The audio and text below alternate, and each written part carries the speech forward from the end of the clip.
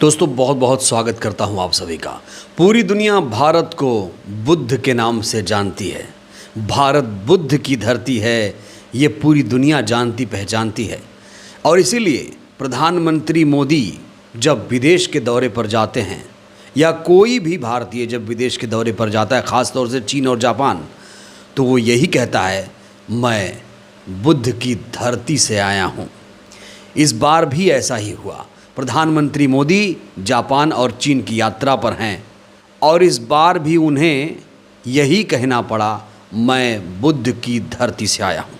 दोस्तों, जापान की एक बड़ी आबादी बौद्ध धर्म को मानती है, जिनके लिए भारत का महत्व किसी तीर्थ स्थल से कम नहीं। ऐसा शायद ही कभी हुआ हो जब बौद्ध धर्म में विश्वास रखने वाला कोई जापानी नागरिक या चीनी नागरिक भारत आकर गौतम बुद्ध की तपोभूमि के दर्शन करने ना गया हो।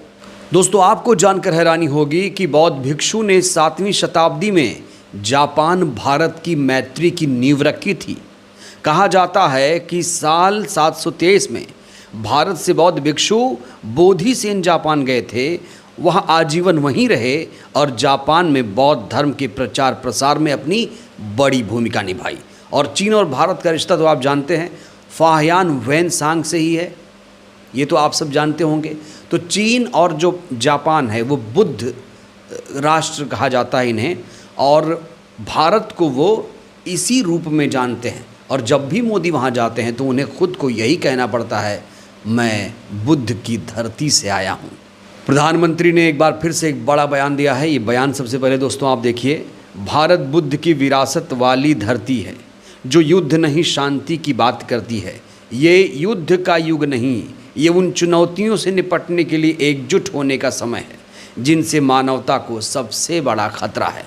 जब मोदी जी चीन जाते हैं या जापान जाते हैं तो ऐसी ही बातें करते हैं कि मैं बुद्ध की धरती से आया हूँ, युद्ध नहीं। कुछ और बयान दोस्तों मैं आपको दिखाना चाहता हूँ। यहाँ देखिए, लिखा है, भारत ने विश्व को युद्ध नहीं बुद्ध दिया। मोदी जी का ये बयान तो काफ़ी ज़्यादा वायरल है। बुद्ध का देश, युद्ध हमारी राह नहीं। और ऐसा पहली बार नहीं है जब जापान चीन जाकर मोदी जी ने खुद को बुद्ध की धरती वाला बताया हो। इससे पहले आपको याद दिला दें कि क्वाड शिखर सम्मेलन में हिस्सा लेने जापान जब पहुंचे थे मोदी जी, तब भी उन्होंने जापान की राजधानी टोक्यो में प्रवासी भारतीयों को संबोधित करते हुए कहा कि वे जापान की धरती से गौतम बुद्ध को याद करना नहीं भूले।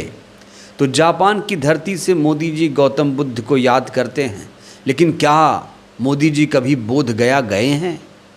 दोस्तों आपको बता दें, बोध गया में एक आंदोलन चल रहा है। बीटी एक्ट को रिपील करने की मांग वहां पर हो रही है, लेकिन क्या बीजेपी का कोई मंत्री सांसद वहां गया? क्या इन लोगों ने उन लोगों की पुकार सुनी? और इनके जो अल्पसंख्यक मंत्री हैं वो तो बौद्ध समुदाय से आते हैं। किरण रिजिजू ने इस समस्या का भी समाधान क्यों नहीं किया? डबल इंजन की सरकार ने इस पर अभी तक ध्यान क्यों नहीं दिया? ये दोस्तों बहुत बड़ा सवाल है। तो प्रधानमंत्री जब जब जापान जाते हैं यही कहते हैं कि जापान की धरती से गौतम बुद्ध को याद करने के गहरे मायने हैं। अरे भाई, आप जापान जाकर तो बुद्ध को याद करते हैं, लेकिन भारत में बुद्ध को याद कब करोगे? भारत तो बुद्ध राष्ट्र है। भारत तो सदियों से ही बुद्ध राष्ट्र था। तो जिस भारत को बुद्ध के नाम से जाना जाता है, जब आप देश में रहते हैं, जब रैली करते हैं, तो फिर बुद्ध क्यों नहीं याद आते हैं? तब तो राम के नाम पर वोट मांगे जाते हैं, शिव के नाम पर वोट मांगे जाते हैं, हिंदू मुस्लिम मंदिर मस्जिद के नाम पर वोट मांगे जाते हैं। बुद्ध के नाम पर कभी वोट क्यों नहीं मांगे जाते? और क्या कभी इनके समर्थकों ने बुद्ध राष्ट्र की डिमांड रखी? नहीं, कभी नहीं। हिंदू राष्ट्र चाहिए, हमें तो हिंदू राष्ट्र चाहिए, इस तरह की डिमांड ये लोग करते रहते हैं दोस्तों। लेकिन भारत में रहकर इन्होंने कभी भी बुद्ध को उस तरीके से दिल से याद नहीं किया।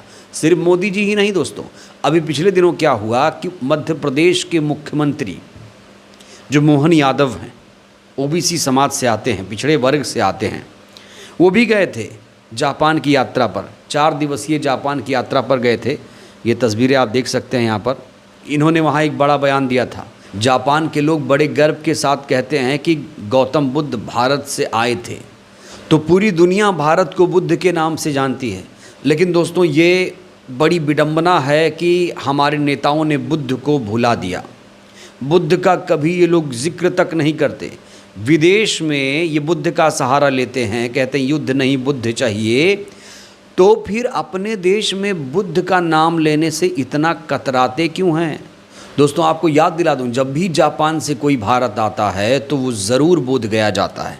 इस हेडलाइन को देखिए आप, भगवान बुद्ध की शरण में जापान के राजदूत, महाबोधि मंदिर में की पूजा, कहा ये यात्रा बहुत यादगार रही। और आपको याद दिला दें कि जो बोध गया में आंदोलन चल रहा है, अभी भी आंदोलन थमा नहीं है। टीवी मीडिया अभी दिखाता नहीं है, ये बात और है, लेकिन अभी भी वो आंदोलन चल रहा है, वहाँ पर आंदोलन हो रहा है। और देश दुनिया के तमाम लोग ये समझ रहे हैं कि यहाँ पर ये जो विरासत है, ये बुद्ध की विरासत है, बौद्धिस्टों को समर्पित करनी चाहिए। लेकिन दोस्तों एक कानून है बीटी एक्ट 1949, उसी की वजह से जो बोध गया का महाबोधि टेम्पल है उस पर बवाल खड़ा हुआ है, विवाद खड़ा हुआ है, और बौद्धिस्टों को इसे अभी तक नहीं सौंपा गया है। तो देश दुनिया के लोग जब भी भारत आते हैं वो बोध गया पहुँच जाते हैं, लेकिन हमारे देश के जो नेता हैं, जो सत्ता में बैठे हैं, वो बोध गया क्यों नहीं जा रहे हैं? और जो तमाम बुद्धिस्ट हैं, जो अल्पसंख्यक समुदाय है, वो अपने हक अधिकार की मांग कर रहा है, तो उसे क्यों नहीं सुना जा रहा है? दोस्तों चुटकियों का काम है, बीटी एक्ट को ख़त्म करना चुटकियों का काम है। लेकिन इन लोगों को आप देखिए किस तरीके से सियासत खेल रहे हैं। बाहर जाएंगे तो बुद्ध बुद्ध करेंगे, अपने देश में बुद्ध को भूल जाएंगे। और इस बीच बीजेपी आईटी सेल एक बार फिर से सुर्खियों में है दोस्तों। जैसे ही मोदी जी चाइना पहुंचे, बीजेपी आईटी सेल ने अपना कारनामा कर दिखाया। वही फर्जी खबरें फैला देना बीजेपी आईटी सेल का तो काम है, प्रोपेगेंडा, फर्जी खबरें फैलाना। ये देखिए एक तस्वीर सामने आ रही है, मोदी जी का कहा जा रहा है वेलकम चाइना में उस तरीके से नहीं हुआ, तो इन लोगों ने खुद ही एक तस्वीर वायरल कर दी। बीजेपी आईटी सेल का ये नया कारनामा है। चीन में मोदी के भव्य स्वागत की फेक फोटोशॉप तस्वीरें वायरल कर दी, और कहा जा रहा है कि मोदी मतलब फेक प्रोपेगेंडा पर टिका नेता। चीन को क्लीन चिट देने के बाद चीन यात्रा पर हैं मोदी जी। मोदी की चीन यात्रा पर मोदी का कोई स्वागत नहीं हुआ, इसलिए ये फर्जी प्रोपेगेंडा चलाना पड़ रहा है। बीजेपी आईटी सेल, बीजेपी बुरी तरीके से एक्सपोज हो चुकी है। सोचिए दोस्तों, जब युद्ध चल रहा था, जब ऑपरेशन सिंदूर चल रहा था, तो कहा जा रहा है कि चीन पाकिस्तान की मदद कर रहा था, और फिर से मोदी चीन की यात्रा पर चले गए हैं। क्या है ये विदेश नीति? ये कौन सी विदेश नीति है? समझ से परे है दोस्तों। कहा जा रहा है इनकी विदेश नीति कोई समझ नहीं पा रहा है। कभी ये अमेरिका के पाले में जाएंगे, कभी ये चीन के साथ दिखेंगे, कभी ये जापान चले जाएंगे। हालांकि जापान से हमारा रिश्ता तो बहुत मजबूत रहा है। और दोस्तों इस बीच गोदी मीडिया गजब का दोगलापन दिखा रहा है। सबसे पहले आप इस खबर को देखिए, गोदी मीडिया क्या कर रहा है। जब मोदी जी अमेरिका जाते हैं, ट्रंप के साथ जाते हैं, तो ये लोग जानते हैं टीवी में क्या चीख चीख कर बताते हैं खबरें। कहते हैं कि ट्रंप मोदी की दोस्ती टेंशन में जिनपिंग। और जब मोदी जी चाइना चले जाते हैं तो ये लोग कहते हैं भारत चीन का बड़ा प्लान, ट्रंप हिल जाएंगे। तो दोस्तों ये जो चिन्हा नाम का एंकर है, बड़ा ही फर्जी पत्रकार है, ये झूठ की मशीन है, चाटने में चाटुकार नंबर 1 है। कहा जाता है चाटने में इसने सबको, सुधीर, अंजना, अर्नव और अमीश को सबको पीछे छोड़ दिया। दोस्तों इसके दोगलेपन की आपको मैं एक वीडियो दिखाने जा रहा हूं, जरा देखिए आप। भाई जिनपिंग टेंशन में, क्योंकि उनको उनके ट्रंप से अच्छे रिश्ते नहीं, और न भारत से। जिनपिंग को पता है कि अब ये जोड़ी मिलकर उसे पानी पिलाएगी। ट्रंप तो वो नेता हैं जिन्होंने अपने पिछले कार्यकाल में ही चीन के खिलाफ ट्रेड वॉर शुरू कर दिया था। चीन से आयात होने वाले सामानों पर भारी कस्टम ड्यूटी लगा दी थी। इससे अमेरिका में चीन का सामान बिकना मुश्किल हो गया था। चुनावी अभियान में ट्रंप चीन के सामान पर 60% टैरिफ लगाने की बात ऑलरेडी कह चुके हैं, जबकि अन्य देशों पर यह टैरिफ 10% तक रहता है। चीन के नुकसान का सीधा फायदा भारत की कंपनियों को होगा। भारत और चीन की दोस्ती की सबसे बड़ी खबर तो आज आई है। खबर यह है कि भारत और चीन के बीच बॉर्डर पर व्यापार शुरू हो सकता है। एलएसी पर टेंशन के बाद यह व्यापार ठप हो गया था। अब 5 साल बाद इसके फिर से तेजी पकड़ने की संभावना है। इसके लिए भारत और चीन के बीच बातचीत चल रही है। यह खबर डोनाल्ड ट्रंप के लिए एक बहुत बड़ा झटका है, क्योंकि ट्रंप इस वक्त ट्रेड को लेकर भारत और चीन दोनों से भिड़े हुए। तो ये सब टीवी मीडिया के चाटुकार हैं, पत्रकार हैं, इनको भी एक्सपोज करना ज़रूरी है।